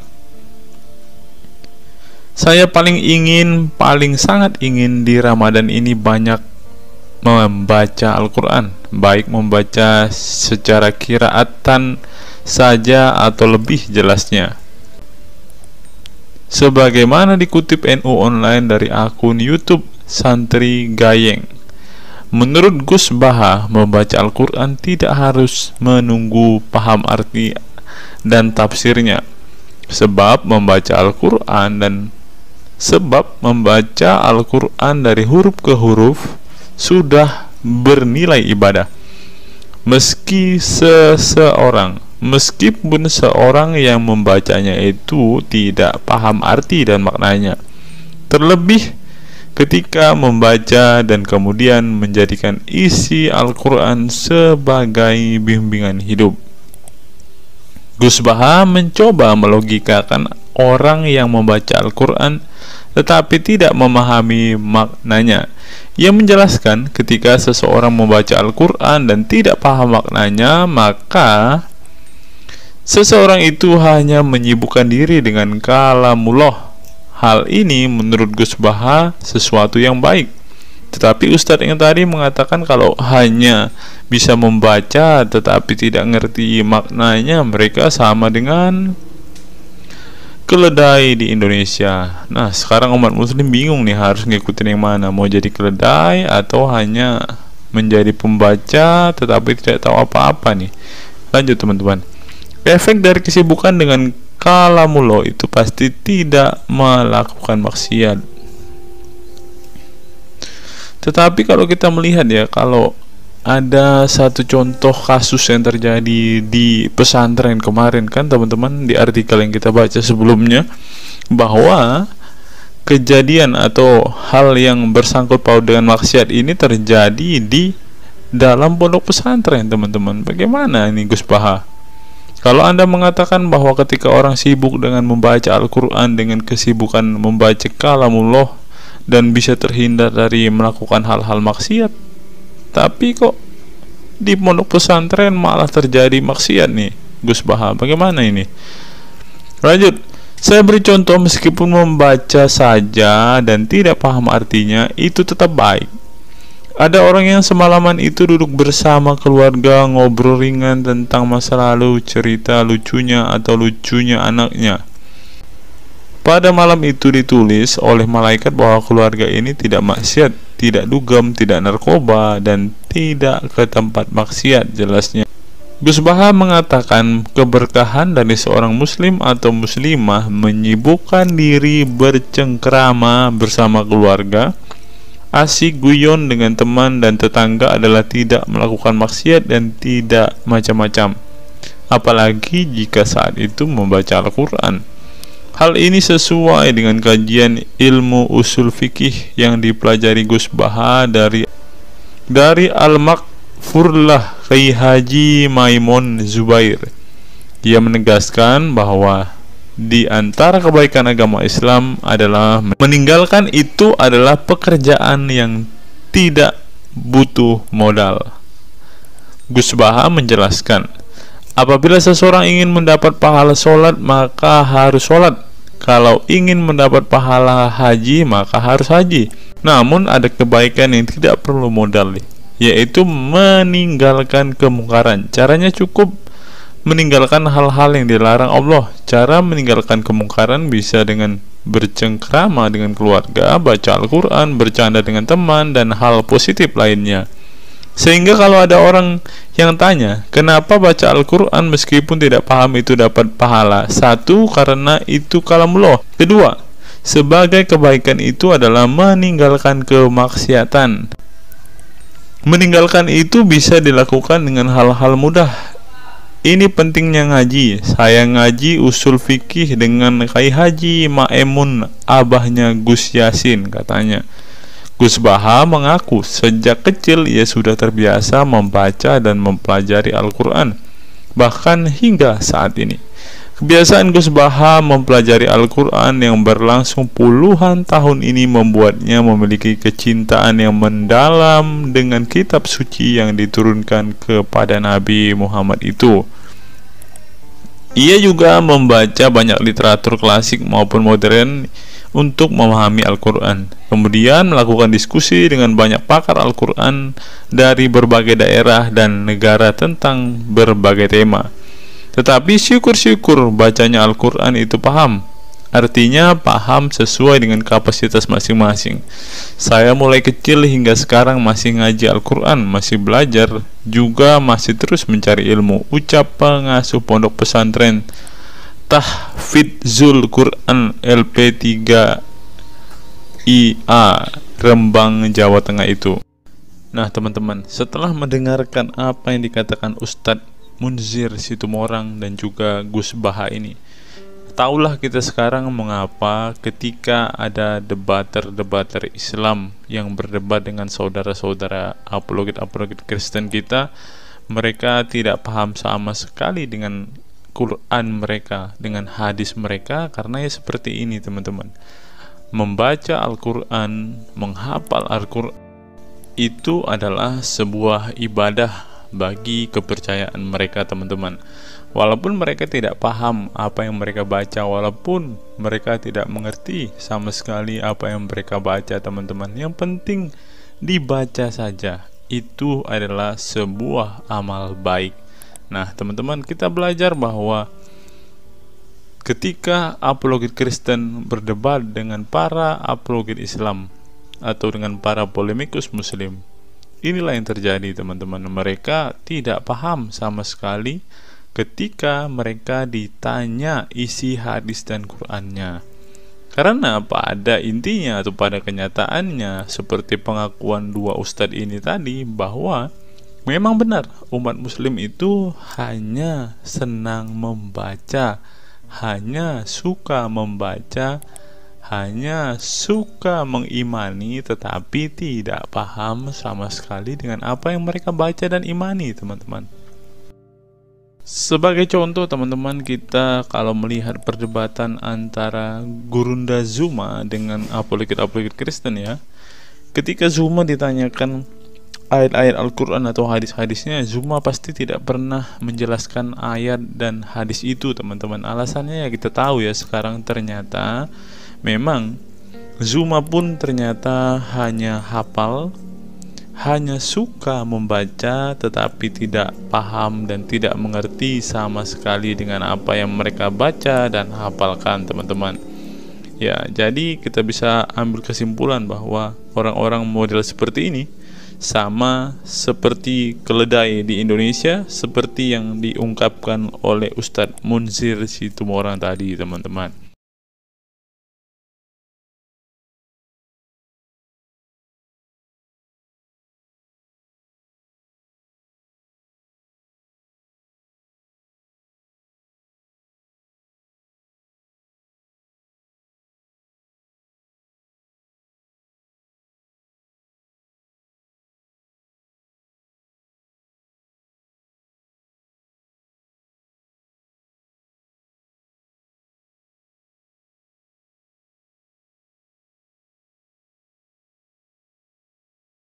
Fenomena pemurtadan dan kelompok Islam radikal. Sejumlah sarjana Islam mengemukakan hukuman seorang murtad adalah hak prerogatif Tuhan, bukan wewenang manusia. Masalah pemurtadan selalu menjadi isu penting dalam sejarah wacana keislaman. Dalam Islam, tindakan atau sikap seseorang muslim meninggalkan agama Islam, baik dengan perkataan maupun dengan perbuatan, disebut dengan ridah atau irtidad dalam bahasa Arab. Dan orang muslim yang melakukan tindakan ini disebut murtad. Nah, seperti yang dikatakan oleh Yakut tadi teman-teman, dengan mengatakan toa itu seperti gonggongan anjing, dia sudah murtad teman-teman. Itulah sebabnya saudara-saudara muslim menganjurkan dia untuk istighfar dan mengucapkan 2 kalimat syahadat kembali. Lanjut. Seorang dikatakan murtad belum tentu mereka pindah atau konversi ke agama baru. Bisa juga mereka kemudian memilih untuk tidak beragama, menjadi sekuler, ateis, agnostik, dan lain sebagainya.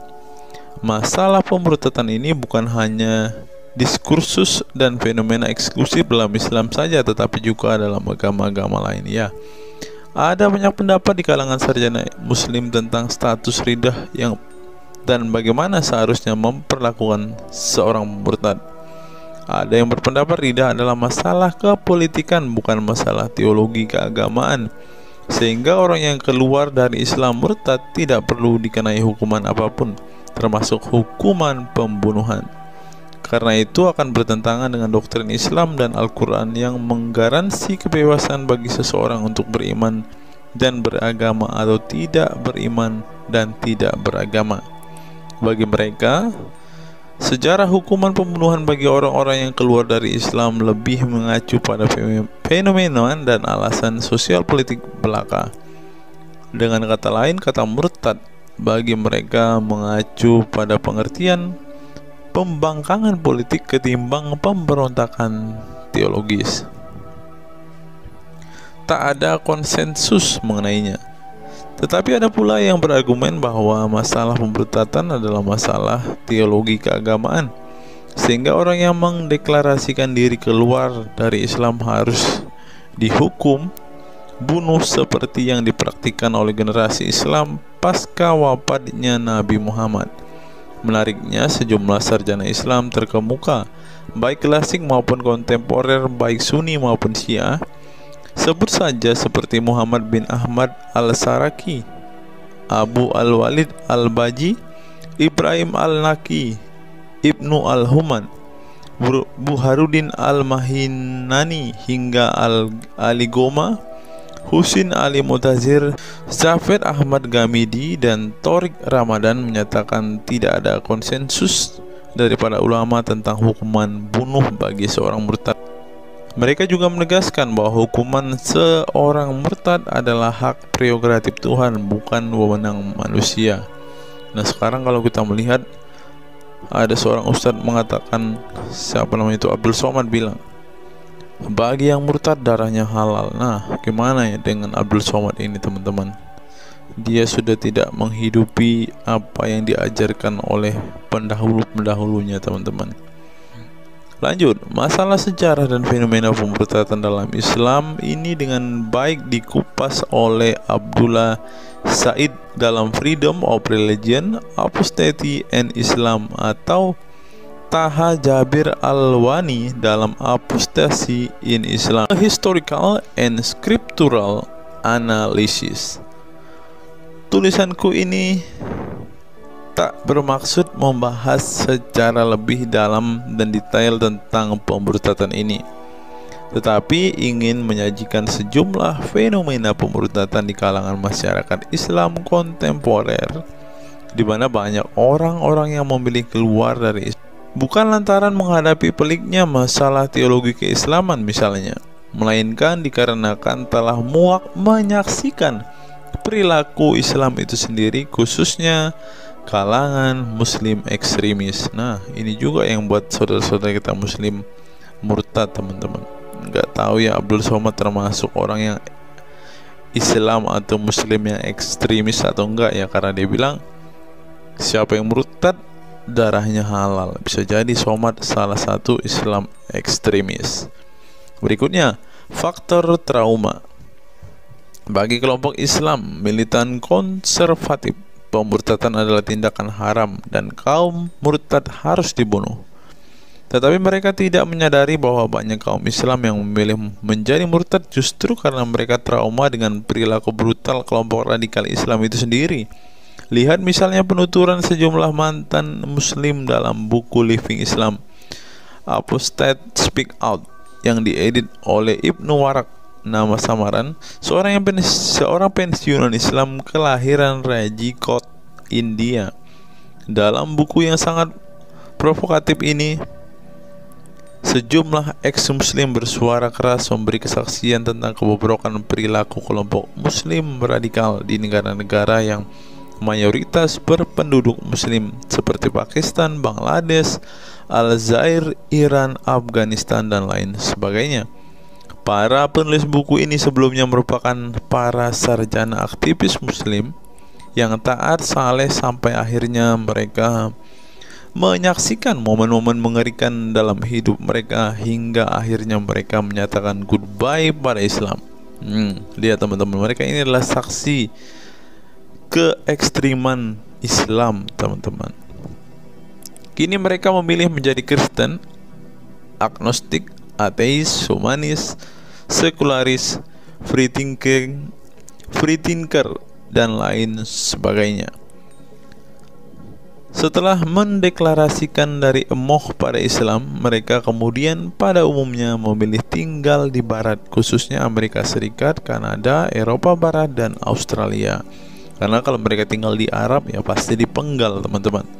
Sebagai suaka baru mereka dengan pertimbangan satu, masalah ketidakamanan jika mereka tinggal di negara asal mereka, sebab seorang yang pindah agama dihukumi murtad dan mereka itu bisa dibunuh. Nah, benar apa yang saya katakan tadi kan, teman-teman.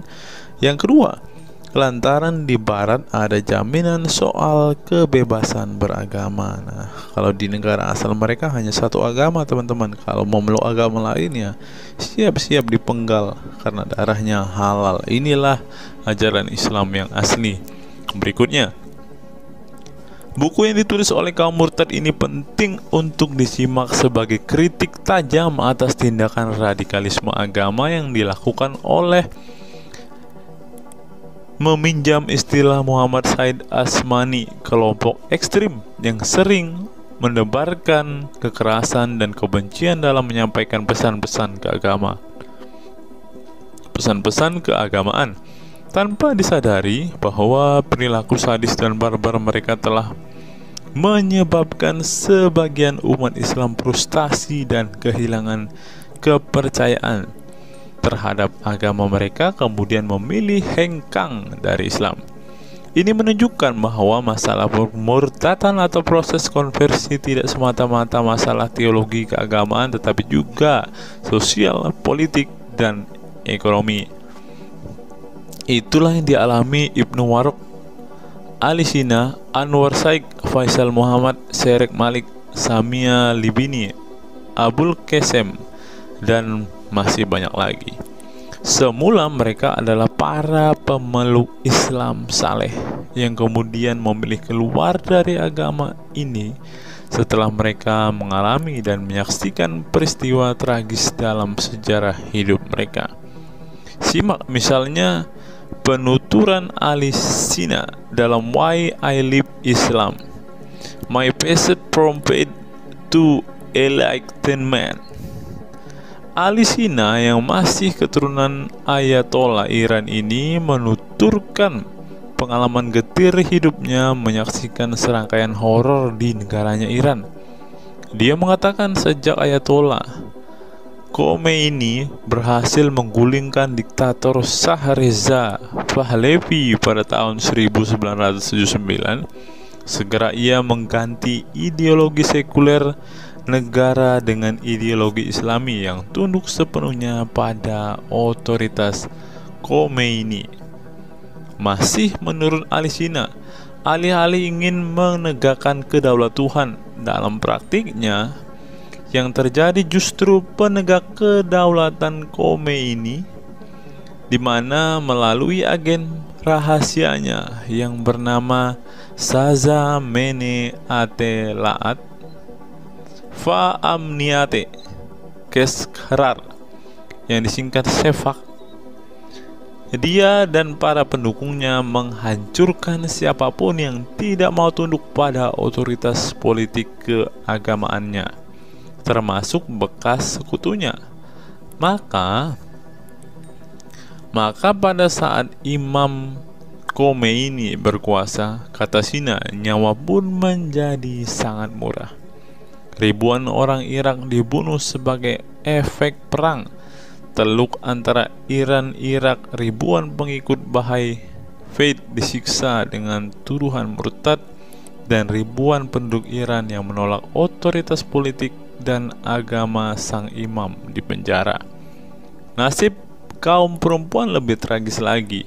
Sebelum dibunuh, mereka diperkosa oleh tentara syariat dengan alasan sebagai imbalan pembangkangan kepada sang ayatollah sekaligus tiket menuju surga. Oh, ngeri teman-teman, tiket menuju surga. Peristiwa tragis semasa rezim Khomeini ini membuat Ali Sina trauma dan kehilangan kepercayaan terhadap Islam sehingga ia memilih murtad. Sekarang ia mendirikan Faith Freedom Foundation untuk mengadvokasi orang-orang yang ingin meninggalkan Islam. Selain Ali Sina, pengalaman getir juga dialami oleh Abul Qasim Bangladesh, Sherak Malik Pakistan, Anwar Shaikh Pakistan Bertain, Nadia dari Maroko, Samia Libina dari Tunisia, Azad dari India, dan masih banyak lagi. Setelah mengalami dan menyaksikan sejumlah peristiwa tragis kekerasan agama yang dilakukan kaum muslim radikal di negara mereka, mereka kemudian hijrah ke iman yang baru. Memang tidak bisa dipungkiri di negara-negara berbasis Islam itu telah terjadi sejumlah peristiwa sadis yang dilakukan sekelompok rezim muslim militan dan kaum radikal agama demi ambisi politik kekuasaan mereka. Atas nama agama dan penegakan syariat Islam, mereka melakukan serangkaian teror dan kekerasan terhadap kelompok minoritas dan lawan-lawan politik agamanya. Penulis perempuan Mesir Bat Ye'or telah menunjukkan dengan baik sebagian dari sejarah gelap radikalisme kelompok militan konservatif terhadap kaum minoritas ini dalam buku The Decline of Eastern Christianity Under Islam From Jihad to Dhimmitud.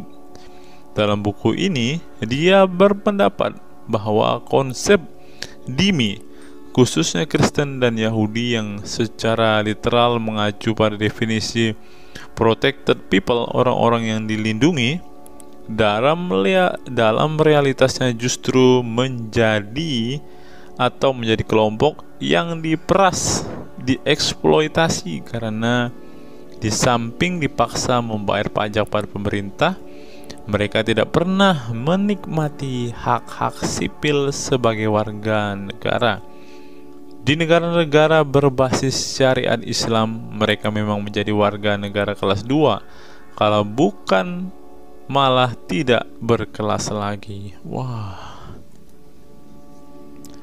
Tidak hanya non-muslim saja, kaum muslim yang kebetulan berseberangan dengan ideologi dan aliran keagamaan rezim penguasa, baik rezim Sunni maupun Syiah, juga mendapat perlakuan kejam dan diskriminatif. Sebagian dari kaum muslim yang dizolimi oleh rezim Islam ekstrem ini masih bertahan memeluk Islam. Tetapi sebagian lain lebih memilih kabur ke negeri lain dan emoh memeluk Islam lagi.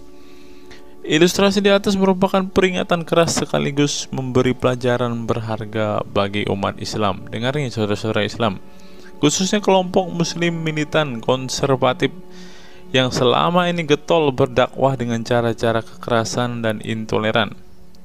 Perilaku brutal dan aksi-aksi kekerasan yang mereka lakukan tidak hanya menyebabkan simpati publik terhadap kaum muslim merosot atau melorotnya tingkat kepercayaan publik terhadap Islam sebagai agama damai, toleran, pluralis, dan rahmatan lil alamin, Tetapi lebih dari itu, tindakan konyol kaum radikal agama ini telah menyebabkan pemurtadan sebagian umat Islam itu sendiri.